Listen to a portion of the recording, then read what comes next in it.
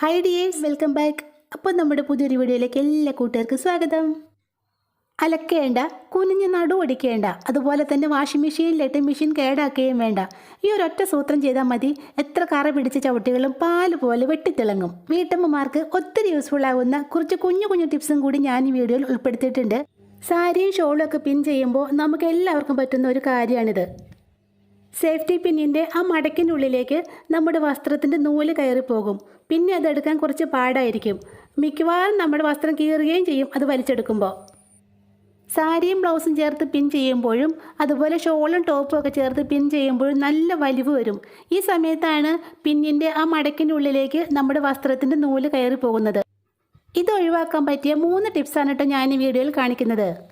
Safety പിന്നിലേക്ക് ഇതുപോലെ ഒരു കുഞ്ഞു മുത്തിട്ട് കൊടുത്തതിന് ശേഷം അതുകൊണ്ട് നമ്മുടെ സാരിയോ ഷോളോ ഒക്കെ പിൻ ചെയ്യാം.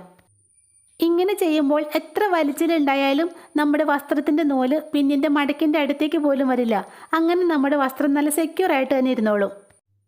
ഇനിയിപ്പോൾ മുത്തൊക്കെ കിട്ടാൻ വഴിയില്ലാത്തവരാണെങ്കിൽ ഒരല്പം നെയിൽ പോളിഷ് കൊണ്ട് നമുക്ക് ഇങ്ങനൊരു സൂത്രം ചെയ്തു വെച്ചാൽ മതി. സേഫ്റ്റി പിന്നിൻ്റെ ആ മടക്ക് ഭാഗത്തേക്ക് ഒരല്പം നെയിൽ പോളിഷ് ഇതുപോലെ ഒന്ന് തേച്ച് കൊടുക്കാം.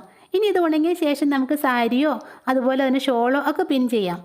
നെയിൽ പോളിഷ് ഇങ്ങനെ തേച്ച് കൊടുത്തത് കൊണ്ട് നൂല് ഒരു കാരണവശാലും ആ മടക്കിനുള്ളിലേക്ക് കയറി പോവില്ല.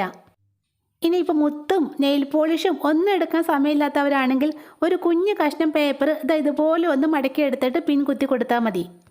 പേപ്പർ കൊണ്ട് ഇങ്ങനെ ചെയ്താലും സാരിയുടെയും ഷോളിൻ്റെയും ഒക്കെ നൂല് പിന്നിൻ്റെ മടക്കിനുള്ളിലേക്ക് കയറി പോവില്ല.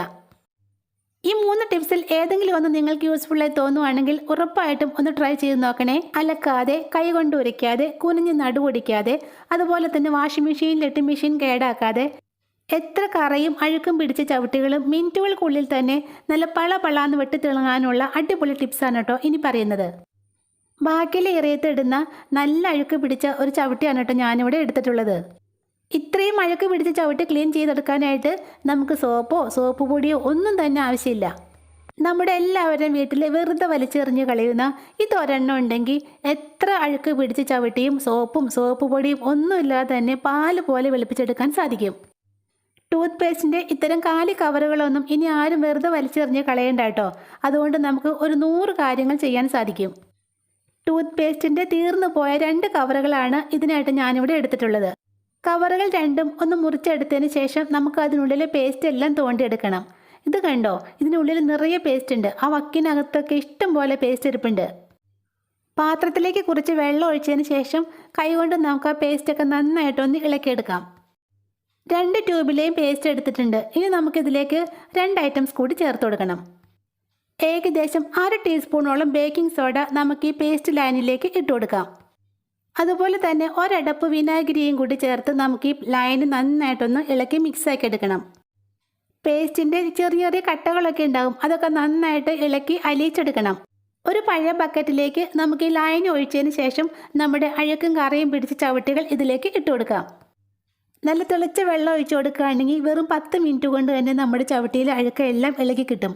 പക്ഷെ ഞാനിവിടെ തണുത്ത വെള്ളമാണ് കേട്ടോ ഉപയോഗിക്കുന്നത്. ചവിട്ടി മുങ്ങിക്കിടക്കാൻ ആവശ്യമായ വെള്ളവും കൂടി ഇതിലേക്ക് ഒഴിച്ചു കൊടുക്കണം. ഈ അളവിന് തയ്യാറാക്കിയെടുത്ത മിക്സ് കൊണ്ട് നമുക്ക് 2 ചവിട്ടുകൾ ക്ലീൻ ചെയ്തെടുക്കാം. നിങ്ങൾക്ക് കൂടുതൽ ചവിട്ടുകൾ ക്ലീൻ ചെയ്യാനുണ്ടെങ്കിൽ ബേക്കിംഗ് സോഡയുടെയും വിനാഗിരിയുടെയും അതുപോലെ പേസ്റ്റിൻ്റെയും അളവൊന്ന് കൂട്ടിയെടുത്താൽ മതി. ചവിട്ടികൾ വെള്ളത്തിലേക്ക് ഇട്ടതിന് ശേഷം നീളമുള്ള കമ്പോ പൈപ്പോ ഉപയോഗിച്ച് ഏകദേശം 10 മിനിറ്റോളം നമുക്കതൊന്ന് ഇളക്കി കൊടുക്കാം.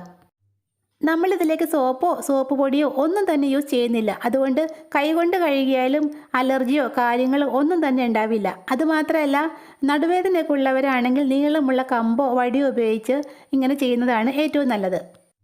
ഏകദേശം 10 മിനിറ്റോളം നന്നായിട്ടൊന്ന് ഇളക്കി കൊടുത്തതിന് ശേഷം നമുക്കിത് അരമണിക്കൂർ നേരത്തേക്കൊന്ന് മാറ്റി വയ്ക്കാം. അരമണിക്കൂർ നേരം ഇങ്ങനെ വെക്കുമ്പോഴേക്കും നമ്മുടെ ചവിട്ടിയിൽ അഴുക്കും കറകളും എല്ലാം ഇളകി വന്നിട്ടുണ്ടാവും. ചവിട്ടി മുക്കി വെച്ച വെള്ളത്തിൻ്റെ കളർ കണ്ടോ, വെറും അരമണിക്കൂർ കൊണ്ട് തന്നെ ചവിട്ടിയിൽ അഴുക്കും കറകളും ചെളികളും എല്ലാം നിശേഷം മാറിക്കിട്ടി. ഇനി ഇത് നല്ല വെള്ളത്തിൽ 1-2 പ്രാവശ്യം കൂടി കഴുകിയെടുത്താൽ മതി. കഴുകി ഉണക്കി എടുത്തപ്പോൾ നമ്മുടെ ചവിട്ടിയുടെ കളർ കണ്ടോ, അഴുക്കും കറകളൊക്കെ നിശേഷം മാറി നല്ല പളാന്ന് വെട്ടി തിളങ്ങുന്നത് കണ്ടോ. സോപ്പ് പൊടിയോ ഒന്നും തന്നെ ഇല്ലാതെ കല്ലിലിട്ട് ഉരയ്ക്കാതെ അലക്കാതെ വാഷിംഗ് മെഷീനിലിടാതെ എത്ര കറിയും അഴുക്കും പിടിച്ച ചവിട്ടിയും നല്ല പാല് പോലെ വെട്ടിത്തിളങ്ങാനുള്ള ഈ ടിപ്പ് നിങ്ങൾക്ക് യൂസ്ഫുള്ളായി എന്ന് കരുതുന്നു. അപ്പോൾ ഇന്നത്തെ വീഡിയോ ഇത്രയേ ഉള്ളൂ. വീഡിയോ നിങ്ങൾക്ക് ഇഷ്ടപ്പെട്ടാൽ ലൈക്ക് ചെയ്യുക, സബ്സ്ക്രൈബ് ചെയ്യുക. ഇൻഷാ അല്ലാഹ് നെക്സ്റ്റ് വീഡിയോയുമായി വരുന്നവരെ താങ്ക്സ് ഫോർ വാച്ചിങ് വ്യൂവേഴ്സ്.